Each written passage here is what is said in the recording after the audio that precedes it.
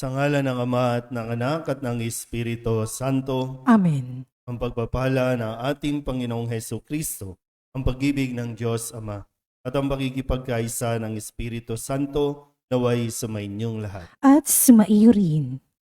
Mga kapatid, tinipon tayo bilang mga kaanib na angkan ng Diyos, kaya dumulog tayo sa maawaing Panginoong nagpapatawad ng sinugong tagapagpagaling sa mga nagsisisi. Hon, kawaan mo kami. Panginoon, kaawaan mo kami. Dumating na tagapaganyayang mga makasalanay magsisi. Kristo, kaawaan mo kami. Kristo, kaawaan mo kami. Nakaluklok ka sa kanan ng Diyos Ama para ipamagitan kami. Panginoon, kaawaan mo kami. Panginoon, kaawaan mo kami. Kaawaan tayo ng makapangyarihang Diyos, patawarin tayo sa ating mga kasalanan at patnubayan tayo sa buhay na walang hanggan. Amen. Manalangin tayo. Ama naming makapangyarihan, ipagkaloob mong kami magkamit kailanman ng kalusugan at kagalingan sa aming katawan at kalooban. Pakundangan sa pagdalangin ng laging Birheng si Santa Mariang Mahal, kami naway mahango sa hapis sa kasalukuyan at makinabang sa kaluwalhatiang walang katapusan. Sa pamamagitan ni Jesucristo, kasama ng Espiritu Santo, magpasawalang hanggan. Amen. Magsiupo po ang lahat.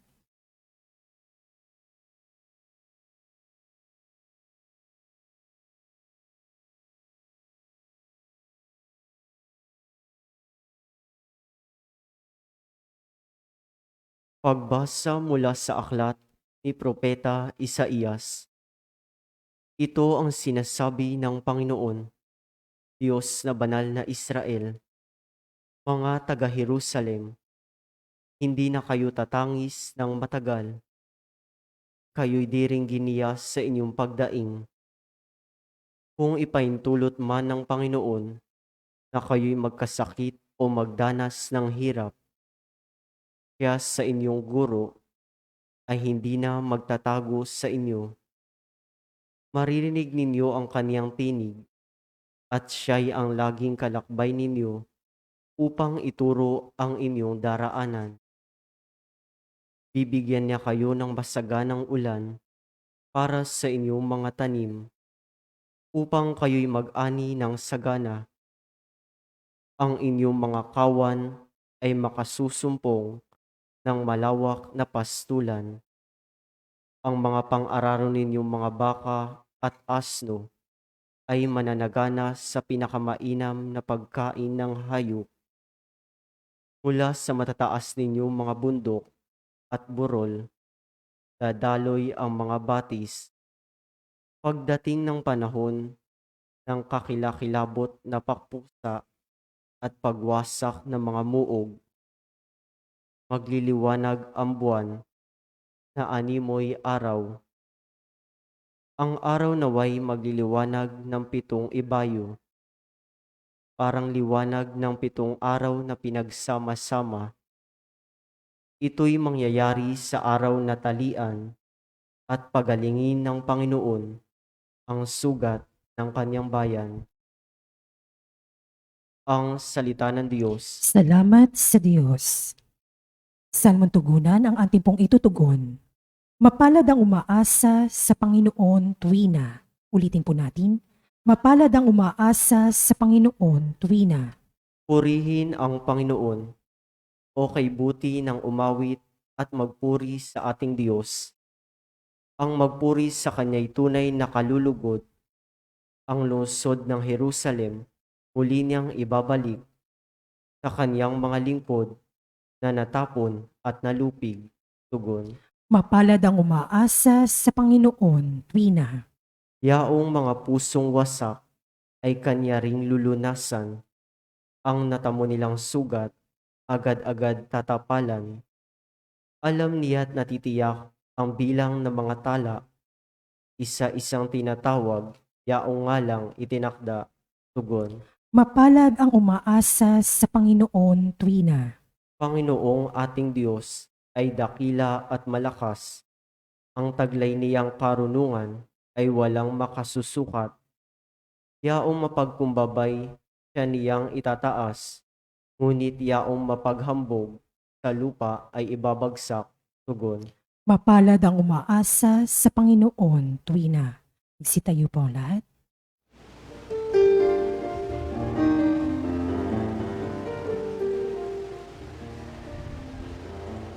Hallelujah, hallelujah, hallelujah, hallelujah, hallelujah, hallelujah, hallelujah, hallelujah. Panginoon aming hukom, haring naguutos ngayon, kaligtasay iyong ihatol. Hallelujah, hallelujah, hallelujah, hallelujah, hallelujah,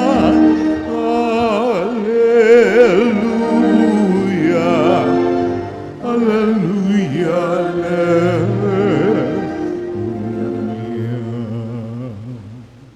Sumainyo ang Panginoon. At sumaiyo rin. Ang mabuting balita ng Panginoon ayon kay San Mateo. Papuri sa iyo, Panginoon. Noong panahong iyon, nilibot na Jesus ang mga bayan at nayon at nagturo sa mga sinagoga. Ipinangaral niya ang mabuting balita tungkol sa paghahari ng Diyos at pinagaling ang mga may sakit, anuman ang kanilang karamdaman. Nang makita niya ang napakaraming tao, nahabag siya sa kanila sapagkat sila'y lito at lupaypay, para mga tupang walang pastol. Kaya't sinabi niya sa kanyang mga alagad, sagana ang anihin, ngunit kakaunti ang mag-aani.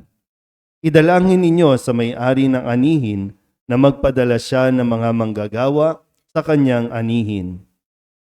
Tinipon ni Jesus ang 12 alagad at binigyan ng kapangyarihang magpalayas ng masasamang espiritu at magpagaling ng mga may karamdaman. Sila'y pinagbilinan ni Jesus. Hanapin ninyo ang nawawalang tupa ng sambahayan ng Israel. Umayo kayo at ipangaral ninyo na malapit ng maghari ang Diyos. Pagalingin ninyo ang mga may sakit at buhayin ang mga patay. Pagalingin ninyo ang mga ketongin at palayasin ang mga demonyo.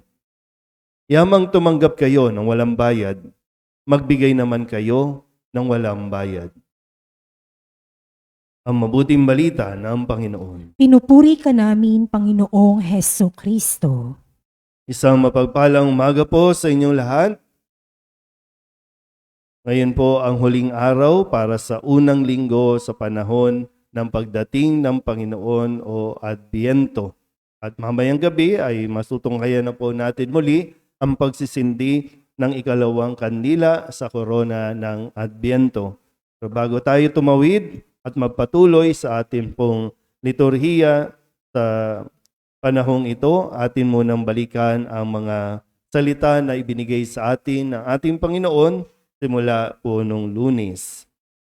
Nung Lunes, sa kwento ng isang Romanong pinuno, siya po ay lumapit at nakiusap kay Jesus upang pagalingin ang kanyang alipin.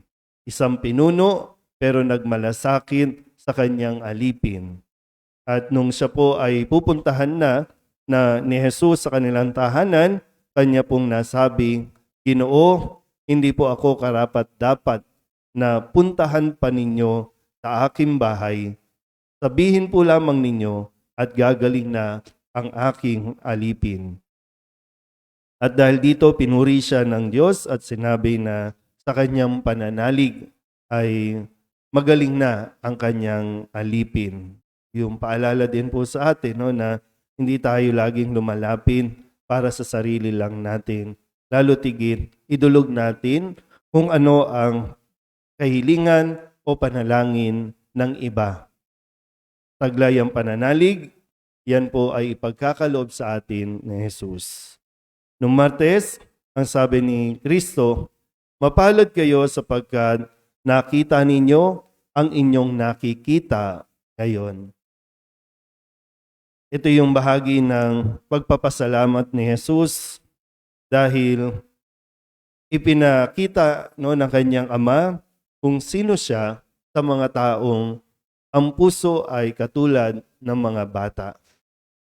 Nung Miyerkules naman, sabi ni Kristo na makita niya ang napakaraming tao na sumusunod sa kanya at ayaw niya itong pauwiin na gutom. Ang sabi po sa ating ebanghelyo, nahahabag ako sa mga taong ito sapagkat 3 araw na kasama ko sila at wala silang makain. Pero sa ilang piraso ng tinapay at isda na anong meron sila, ito po ay kanyang ipinagpasalamat at pinagpira-piraso at marami pa ang natipon na mga natira. Nung Huwebes, ang sabi naman ni Kristo, paalala niya sa lahat, lalo tigit sa kanyang mga alagad, na hindi lahat ng tumatawag sa akin, Panginoon, Panginoon, ay papasok sa kaharian ng langit, kundi yaon lamang tumusunod sa kalooban ng aking amang nasa langit. Yung kahalagahan po ng pakikinig natin at lalo tigit pagsasabuhay ng mga salita ng Diyos. Di tayo pwedeng magmataas o magmatigas na ididemand natin lagi na nagdarasal naman tayo, kaya dapat tayong pakinggan. Di nagdarasal tayo upang mas maging malakas tayo na tuparin at ipakita sa ating mga kilos ang mga natututunan natin. Sana nga po, may natututunan tayo mula sa mga salita ng Diyos. Kahapon, sa pagdiriwang natin ng Immaculada Concepcion, pinaalala sa atin ni Maria kung sino tayo sa harapan ng Diyos. Sa kanya pong pagtugon sa imbitasyon ng anghel na inanunsyo sa kanya, ang nasabi niya sa bandang dulo ng kwento ng pagpapakita ng anghel, ako'y alipin ng Panginoon, mangyari sa akin ang inyong sinabi. Huwag tayong ma-disappoint, huwag tayong ma-depress kung sakaling yung mga plano natin ay hindi nangyayari o hindi pa natutupad. Kailangan din natin maging bukas ang ating mga isipan, ito rin ba ang plano ng Diyos? O ano ba ang plano ng Diyos para sa akin? Na dapat tayong mag-submit, dapat tayong sumunod, hindi yung ipaggigiitan natin kung ano ang gusto natin na dapat sundin ng Diyos. At ngayon, muli pinapaalala sa atin na bawat isa sa atin ay mayroong misyon. Kung ano man ang natututunan natin, sana mayroon tayong natututunan. Ang sabi sa atin ngayon, humayo kayo at ipangaral ninyo na malapit nang maghari ang Diyos. Meron po tayong misyon na ipalaganap ang mabuting balita. Pero sa puntong ito ba, sa gamit ang teknolohiya, gaano tayo gumaganap sa atin pong misyon? Kapag may nakakausap ba tayo, lumalabas ang salita ng Diyos? Kapag nagpapayo ba tayo, nandyan ang salita ng Diyos? At tayo rin naman, mga tagapakinig, isinasapuso ba natin o mananatili pa rin tayo sa ating mga problema, sa ating mga nakalipas, na laging yun ang, kung ano ang sinabi sa iyo noon, kung ano yung mga masasakit na salita na narinig mo noon, yun pa rin ba hanggang ngayon ang iyong kinakapitan? Paano natin maibibigay sa mga tao kung wala tayong salita ng Diyos? Hindi natin yun maibabahagi kung unang-una, hindi natin ito isinasa puso. Sa tulong ng mahal na Birhen na magpasa hanggang ngayon ay sinisikap na mailapit tayo sa kanyang anak, ang salita na nagkatawang tao. Amen?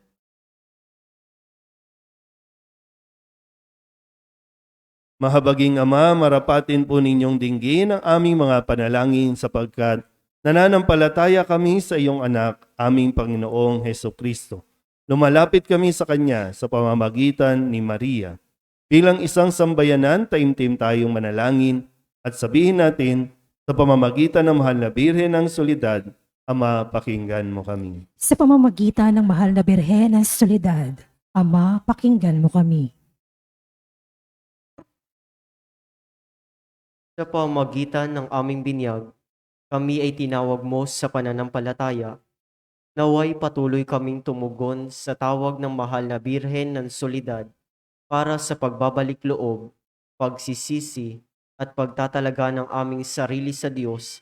Manalangin tayo. Sa pamamagitan ng mahal na Birhen ng Soledad, Ama, pakinggan mo kami. Ama, idinudulog namin sa iyo ang mga pinuno ng aming pamahalaan.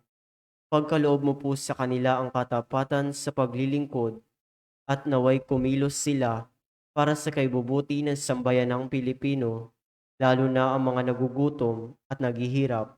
Manalangin tayo. Sa pamamagitan ng mahal na Birhen ng Soledad, Ama, pakinggan mo kami. Ama, inilalapit namin sa iyo ang aming parokya, ang Nuestra Señora de la Soledad, at ang mga samahan na bumubuo nito, gayon din ang Archdiocese ng Maynila at ang Simbahang Katolika sa bawat sulok ng mundo. Gawin mo kaming masigasig na makibahagi sa mga gawain ng simbahan, maging bukas palad sa pag-aalay ng sarili sa gawa at panalangin, at mamunga nawa ang lahat ng ito ng kabanalan, hustisya at kapayapaan. Manalangin tayo. Sa pamamagitan ng mahal na Birhen ng Soledad, Ama, pakinggan mo kami. Si Jesus ay nananatili sa ating piling sa Santisimo Sakramento, kaya kami po ay nananalangin para sa bukasyon sa pagpapari upang patuloy naming matanggap ang pagpapala ng Eukaristiya na sentro ng Kristiyanong pamumuhay. Manalangin tayo. Sa pamamagitan ng mahal na Birhen ng Soledad, Ama, pakinggan mo kami. Ipinakita ni Jesus ang kanyang pagmamalasakit sa mga may sakit, kaya't natatangi naming hiling na lingapin mo at palakasin ang mga kapatid naming may karamdaman at nangihina. Manalangin tayo. Sa pamamagitan ng mahal na Birhen ng Soledad, Ama, pakinggan mo kami. Idinadalangin namin ang lahat ng mga kapatid naming yumauna, patawarin ang kanilang kasalanan at gantimpalaan sila ng tahanan sa langit. Manalangin tayo. Sa pamamagitan ng mahal na Birhen ng Soledad, Ama, pakinggan mo kami. Bilang ina, ipinakita ni Maria ang mga mabubuting katangian, lalo na ang katapatan, pagpapakumbaba, pagsunod at kalinisan, upang hindi maging hadlang sa misyon ng kanyang anak. Kaya itinataas namin sa iyo ang mga kababaihan at mga ina ng tahanan, na pagkalooban mo sila ng puso tulad ng kay Maria, at maging inspirasyon nawa sila ng aming pamayanan at ng bawat mag-anak. Manalangin tayo. Sa pamamagitan ng mahal na Birhen ng Soledad, Ama, pakinggan mo kami. Ang lahat ng ito'y inihiling namin sa ngalan ni Kristong aming Panginoon. Amen. Magsiupo po ang lahat. Narito ang aming alay, ang alak at tinapay, sagisag ng bunga ng aming pagpapagal, handog ng bayan mong mahal. Laan na alay sa iyong palad, buhay namin pagsisikaw, huwag mo pang hadlangan ng aming kakulangan, handog namin sa'yo lamang.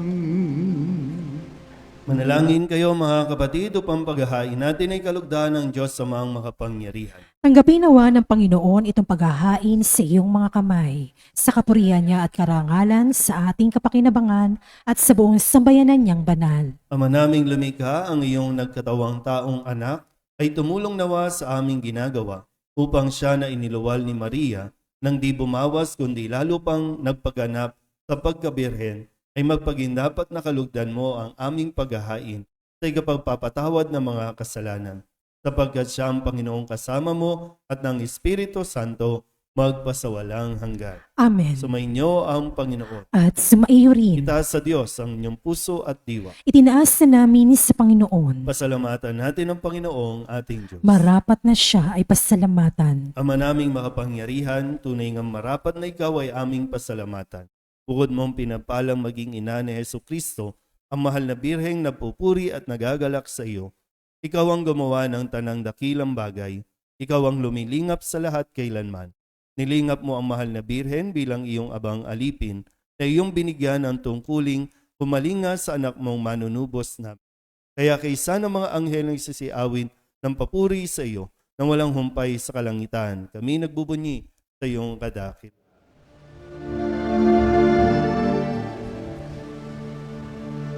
Santo, Santo, Santong Panginoong Diyos na makapangyarihan, napupuno ang langit at lupa ng kalwalhatian mo. Hosana sa kaitaasan, pinagpalang na paririto sa ngalan ng Panginoon. Hosana sa kaitaasan.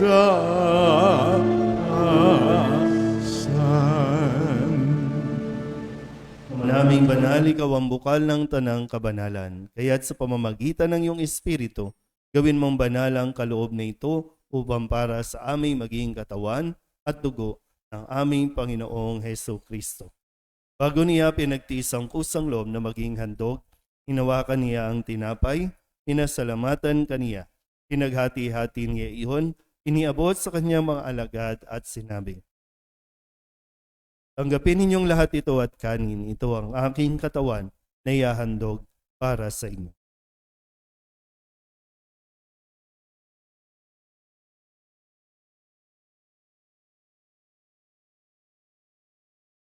Gayun din naman nang matapos ang hapunan, nawakan niya ang kalis, muli kaniyang pinasalamatan. Niabot niya ang kalis sa kanyang mga alagad at sinabi, "Tanggapin ninyong lahat ito at inumin. Ito ang kalis ng aking dugo, ng bago at walang hanggan tipan. Ang aking dugo na ibubuhos para sa inyo at para sa lahat sa ikapagpapatawad ng mga kasalanan. Gawin ninyo ito sa pag-alaala sa akin."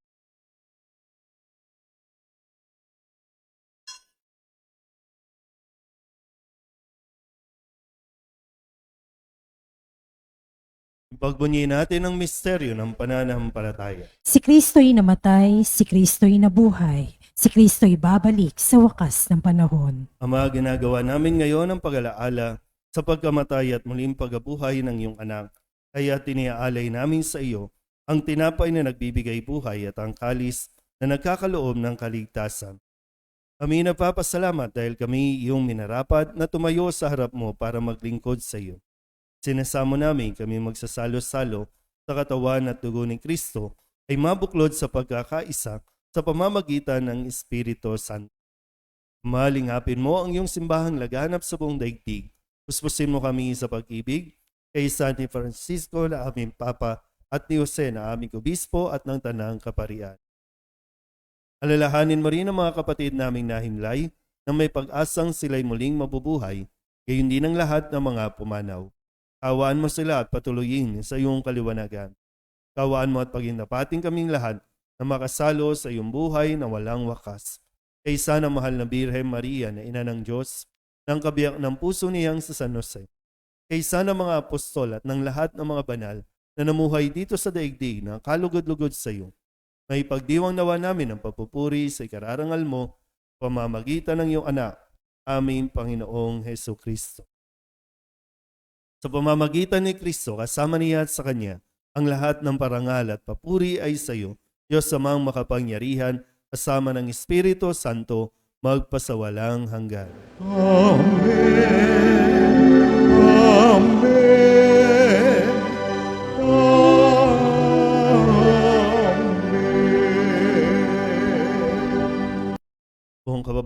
tayong tumawag sa ating Panginoon ang manab.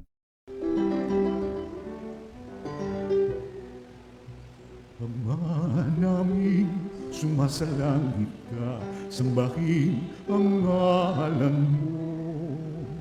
Mapa sa amin ang kaharian mo, sundin ang loob mo dito sa lupa para lang sa langit. Bigyan mo kami ng aming kakanin sa araw-araw at patawarin mo kami sa aming mga sala para ng pagpapatawad namin sa nagkakasala sa amin. At huwag mo kami ipahintulot sa tukso at iadya mo kami sa lahat ng masama. Inihiling namin kami iadya sa lahat ng masama, pagkalooban ng kapayapaan araw-araw, iligtas sa kasalanan at ilayo sa lahat ng kapahamakan. Samantalang aming pinananabikan ang dakilang araw ng pagpapahayag ng tagapagligtas naming si Jesucristo. Sapagkat iyo ang kaharian at ang kapangyarihan at ang kapurihan magpakailanman. Amen. Panginoong Jesucristo, sinabi mo sa iyong mga apostol, kapayapaan ang iniiwan ko sa inyo, aking kapayapaan ang binibigay ko sa inyo. Tunghayin mo ang aming pananampalataya at huwag ang aming mga pagkakasala. Pagkalooban mo kami ng kapayapaan at pagkakaisa ayon sa iyong kalooban, kasama ng Espiritu Santo, magpasawalang hanggan. Amen. Ang kapayapaan ng Panginoon ay laging sumainyo. At sumaiyo rin. Magbigayan po tayo ng kapayapaan.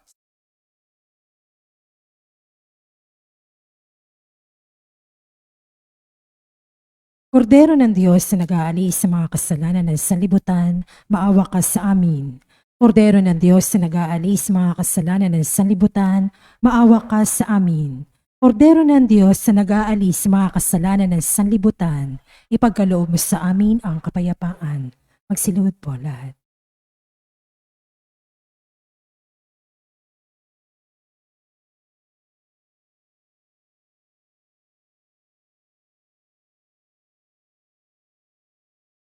Ito ang kordero ng Diyos.